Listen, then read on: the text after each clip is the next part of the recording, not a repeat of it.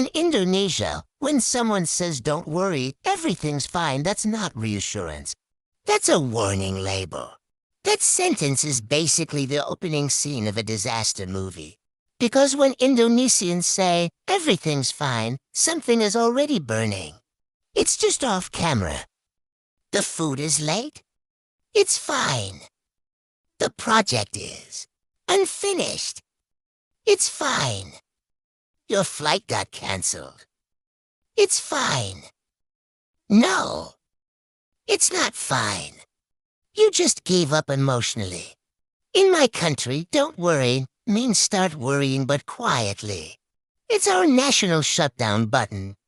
People don't say it because things are okay. They say it because they're tired of explaining. Everything's fine is not peace.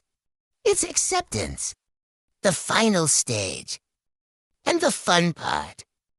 The worse this situation is, the calmer they say it. House flooding. It's fine. Internet dead. It's fine. Life collapsing. Yeah.